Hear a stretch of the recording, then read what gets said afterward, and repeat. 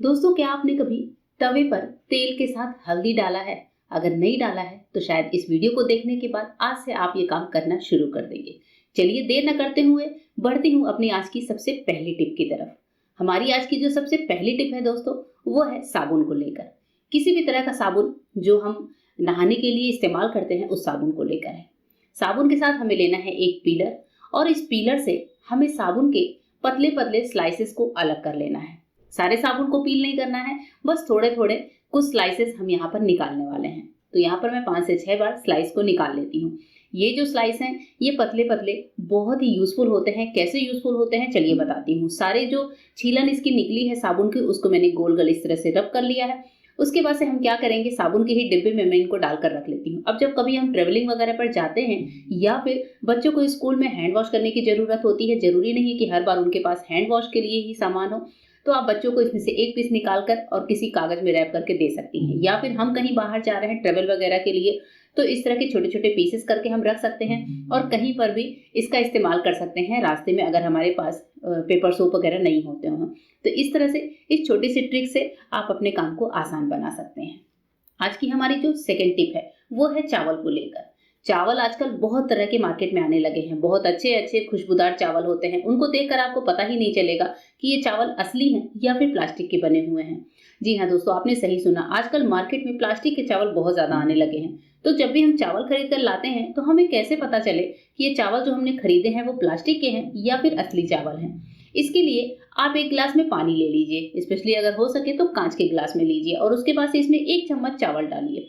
चावल डालने के बाद आप इसको इस तरीके से मिला लीजिए। मिलाने के बाद अगर चावल के दाने ऊपर हों तो फिर यानी कि आपका चावल सही नहीं है। लेकिन अगर सारे चावल के दाने पानी के नीचे बैठ जाते हैं, पानी बिल्कुल क्लियर रहता है, इसका मतलब कि चावल हमारे असली हैं। आप इनका इस्तेमाल कर सकते हैं। तो जब भी आप ज्यादा मात्रा में चावल खरीदें, तो पहले इस तरह से चावल का ये चेक जरूर करके देखें। घर पर थोड़ा सा सैंपल के लिए चावल लेकर आइए और इसका ये चेकिंग करिए।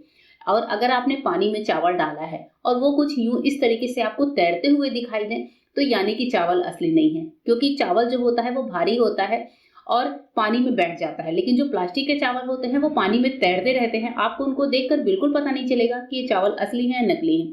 तो तैरते हुए चावल कभी भी खरीद कर मत लाइएगा। होप करती हूँ ये टिप भी आपके काम आएगी। बढ़ते हैं नेक्स्ट यूजफुल टिप की तरफ। नेक्स्ट टिप है पुराने टी शर्ट्स को लेकर। हमारे घर में बच्चे हों या बड़े हों, टी शर्ट तो सभी पहनते हैं, और जब सर्दियां आती हैं तो हम अपने कबर्ड की क्लीनिंग भी करते हैं। उस टाइम पर बहुत सारे पुराने टी शर्ट निकलते हैं।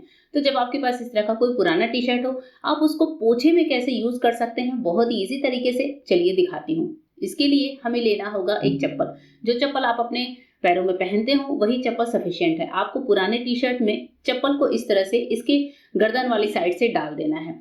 अब इसके बाद से आपको घर में कभी आपने देखा होगा बच्चे कुछ भी गिरा देते हैं, कभी फर्श पर पानी गिर जाता है, कभी दूध गिर जाता है। तो हर बार ये जरूरी नहीं होता कि हम जो है हाथ से ही पोछा लगाएं। कई बार कमर वाली प्रॉब्लम होती है, कई बार कोई और दिक्कत होती है। तो इस तरीके से चप्पल को पहनकर आप टी शर्ट को इसमें डालिए, और जहां पर भी पानी गिरा है, दूध गिरा है, या फिर आपको कहीं पर भी पोछा भी लगाना है, तो आप अपने पैरों की मदद से बिना वाइपर के भी बहुत अच्छी तरीके से पोछा लगा सकते हैं। टी शर्ट में जो चप्पल है बहुत ही अच्छे तरीके से टक रहती है, और इस तरह से क्लीनिंग भी बहुत अच्छी होती है, क्योंकि हम अपने पैरों से जहां पर हमें पता है गंदगी है, उस जगह पर ज्यादा अच्छी तरीके से रगड़कर पोछे का काम कर सकते हैं। कैसी लगी टिप जरूर बताइएगा। नेक्स्ट टिप है दोस्तों हमारी तवे पर तेल और हल्दी डालने को लेकर। तो यहाँ पर हमें चाहिए होगा रोटी बनाने वाला वही लोहे का तवा, और इसके साथ ही साथ मैं इस्तेमाल कर रही हूँ नारियल का तेल। और हाँ दोस्तों, आप मेरी वीडियो दुनिया के किस कोने से देख रहे हैं कमेंट करना बिल्कुल भी मत भूलिएगा, जिससे मैं जान सकूं कि आप मेरे कितने करीब हैं। और अब इसके बाद से जो है मैंने यहाँ पर तेल में डालनी शुरू कर दी है हल्दी। हल्दी मैंने लगभग 1 टेबल स्पून ली है, और हल्दी डालते समय ध्यान रखेंगे फ्लेम एकदम सिम होना चाहिए। तवे पर तेल डालने के बाद आपको फ्लेम को बिल्कुल भी तेज नहीं करना है। हमें ये सारा काम सिम फ्लेम पर ही करना है। आप देख रहे हैं सिम फ्लेम पर ही हमारे तेल में हल्के से बबल्स आने शुरू हो गए हैं, और जैसे हल्दी डाली है तो उसके बाद से ये पूरे हल्दी का कलर भी चेंज होना शुरू हो जाता है, क्योंकि हमने लिया है लोहे का तवा। लोहे के साथ साथ जो आयरन की क्वांटिटी है वो भी हमारे हल्दी में जाती है, और जिस वजह से हल्दी का रंग काला पड़ने लगता है।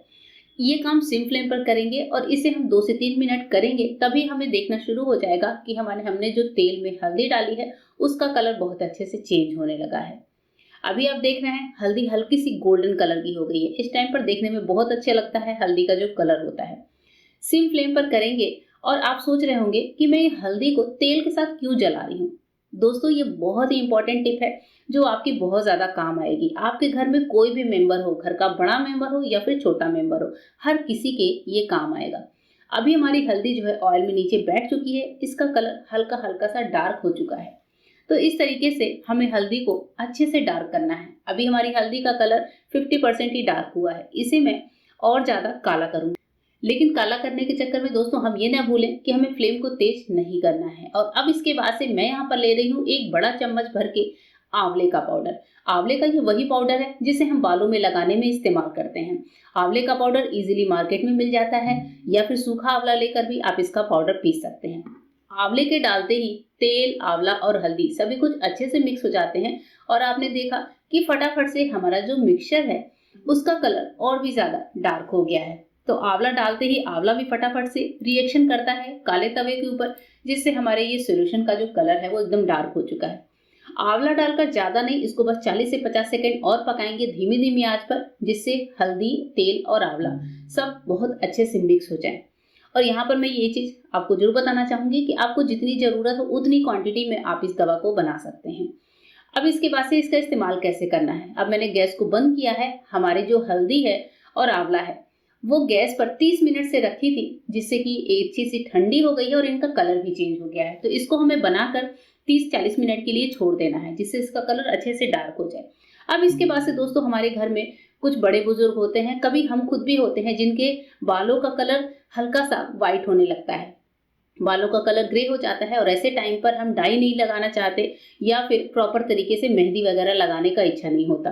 तो ऐसे टाइम पर ये रेमेडी आपके बहुत काम आएगी। आप इस तरीके से आंवला, हल्दी और तेल का मिक्सचर बनाकर इसको 30 से 40 सेकंड रखिए। उसके बाद से इसे अपने बालों में अप्लाई करिए। जहां जहां पर भी ग्रे हेयर ज्यादा है वहां वहां बालों में अच्छे से अप्लाई करिए। ये हमारे सफेद बालों पर अच्छा सा कलर देता है, बढ़िया सा डार्क कलर देता है। इसे 1 से 2 घंटे लगा कर रखिए और उसके बाद से हेयर वॉश आप कर लीजिए।